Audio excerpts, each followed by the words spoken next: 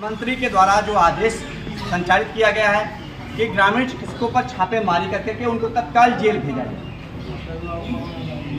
इसी क्रम में हम सबका ये बैठक है। बैठक का मुख्य बिंदु है कि हमारे चिकित्सक कोरोना काल में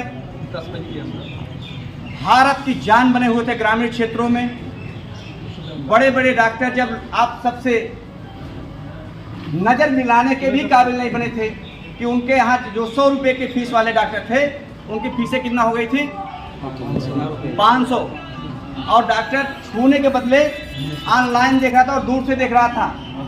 उस समय आप लोगों ने अपने जान की परवाह किए बगैर भारत के ग्रामीण जनता की जान को बचाया, और उस दौर को सरकारें भूल करके आपके ऊपर छापेमारी कार्यक्रम चलाए।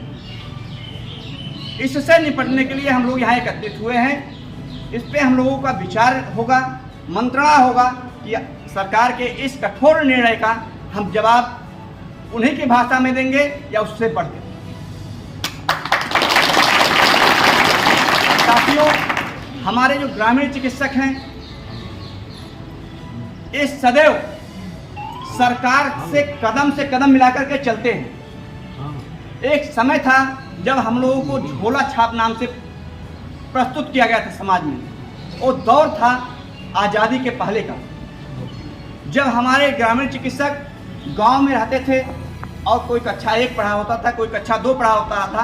हालांकि उस समय जो 2 पढ़ा तो होता था, 5 पढ़ा होता था, वो मास्टर हुआ करता था और लोगों को सिखा करके भेजता था जो डॉक्टर और इंजीनियर बनते थे। वो लोग अगर किसी रजिस्टर्ड चिकित्सक के यहाँ 3 साल तक काम करते थे तो उनको RMP की डिग्रियां दी जाती थी। जो हमारे कलकत्ता के साथी हैं उनको पता होगा कि आज भी कलकत्ता में RMP मान्य है। लेकिन सन 1972-73 के दौर में इंदिरा गांधी जी की सरकार आई और उन्होंने RMP को बैन कर दिया, खासतौर से उत्तर प्रदेश और बिहार जैसे राज्यों में।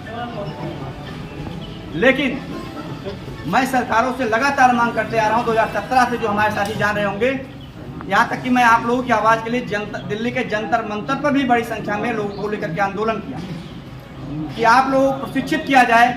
जैसे भारत सरकार के द्वारा इस समय कार्यक्रम चल रहा है, सबको पता होगा, कौशल विकास प्रशिक्षण कार्यक्रम।